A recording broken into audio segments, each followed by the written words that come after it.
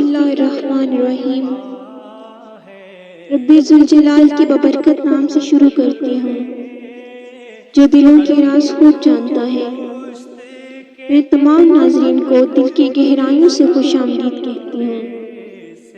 کسی زمانے میں ایک چور تھا۔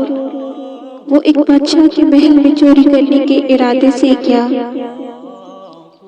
رات کا وقت تھا اور محل کے ایک کمرے سے بادشاہ اور اس کی بیوی کی گفتگو کی آواز آ رہی تھی۔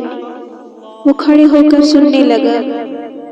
اگرچہ ایسا سننا غلط ہے، ناجائز ہے، چوری ہے، لیکن چور تو چوری ہی کرنے آیا تھا، تو اسے سننے میں کیا چیز منع ہوتی؟ آخر وہ چور ہی تو تھا۔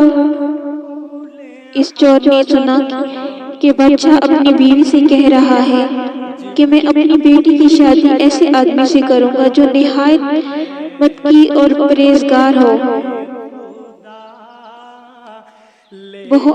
بہت اللہ والا ہو۔ اور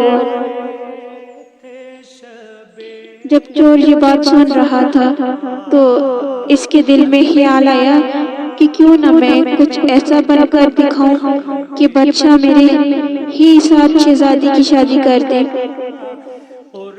دل میں ایک عرض پیدا ہو گئی۔ اب وہ چوری کرنے تو بھول گیا، لیکن دھوکہ دینا پر اتر آیا۔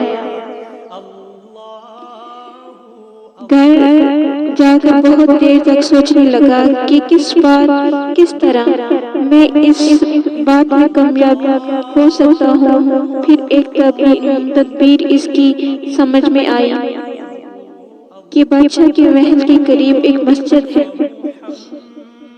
اس میں جا کر بزرگانہ لباس پہن کر اور ان کی وضاحت اختیار کر کے وہاں دن رات عبادت میں مشغول ہو کر بیٹھ جاؤں تو شاید یہ بات بادشاہ تک ضرور پہنچے گی کہ کوئی آدمی یہاں ایسا متقی پرہیزگار ہے جو دن رات اللہ کی عبادت میں مصروف ہے۔ تو ہو سکتا ہے کہ بادشاہ کی نگاہ میرے اوپر پڑ جائے اور میں شہزادی سے شادی کے لیے چن لیا جاؤں۔ یہ اس چور کا ایک نہایت حقیر اور ذلیل بنیادی مقصد تھا جس کے لیے اس نے یہ ارادہ کیا۔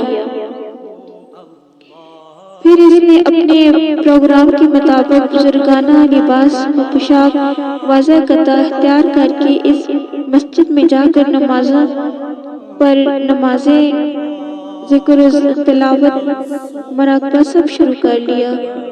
دن گزرتے رہے اور لوگوں میں شہرت ہوتی گئی کہ کوئی اللہ کے لیے بہت بڑا ولی یہاں آ گئے ہیں جو دن رات عبادت کرتے ہیں۔ یہاں تک کہ یہ بات بادشاہ تک پہنچ گئی کہ یہاں کوئی اللہ والے آ کر بیٹھے ہیں جو زہد و عبادت میں لاجواب، تقویٰ طہارت میں بے نظیر بے۔ بادشاہ کو یہ بات معلوم ہوئی تو انہوں نے اپنے ارادے کے مطابق غور و فکر شروع کر دیا کہ شہزادی کے متعلق جو سوچا تھا اس کے لیے اسی کا انتخاب کیوں نہ کر لیا جائے۔ بادشاہ نے اس سلسلے میں گفتگو کے لیے اپنے وزیر کو بھیجا۔ وزیر اس شخص کے پاس مسجد پہنچا اور باادب ہو کر اس سے کہا کہ میں آپ کی خدمت عالیہ میں بادشاہ کی طرف سے ایک پیغام لے کر آیا ہوں۔ اس نے پوچھا کہ کیا پیغام ہے؟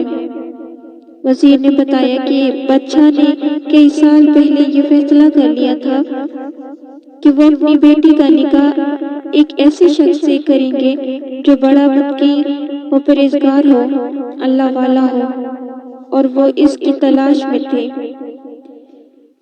ان جو نظر گئی تو نظر انتخاب آپ پر آ کر رک گئی ہے، لہٰذا بادشاہ نے مجھے بھیجا ہے کہ اس سلسلے میں آپ سے گفتگو کروں۔ یہ شخص جو دراصل اسی تمنا و آرزو میں یہاں آ کر بیٹھا ہوا تھا، بہت دیر تک وزیر کی گفتگو سنتا رہا۔ اس کے بعد اس کی آنکھوں سے آنسو جاری ہو گئے۔ وزیر نے پوچھا کہ کیا بات ہے؟ تو کہنے لگا کہ آج جو پیغام لے کر آپ آئے ہیں یہ پیغام مجھے منظور نہیں ہے۔ وزیر نے کہا کہ کیوں منظور نہیں؟ اس شخص نے کہا کہ دیکھیے میں صاف صاف بات آپ کو بتاتا ہوں کہ میں اصل میں ایک چور تھا اور ایک مرتبہ بادشاہ کے محل میں چوری کے ارادے سے گیا تھا۔ پھر جو کچھ بھی ہوا اس کو سنایا اور اس کے بعد اس چور نے کہا کہ میں نے یہ واضح قطع اسی حرص کی وجہ سے اختیار کی تھی، لیکن میں یہاں آ کر بیٹھا تو میرے خدا نے مجھے اپنا بنا لیا۔ اب بس اس کے بعد مجھے اور کسی کی ضرورت نہیں، میرے لیے میرا خدا کافی ہے۔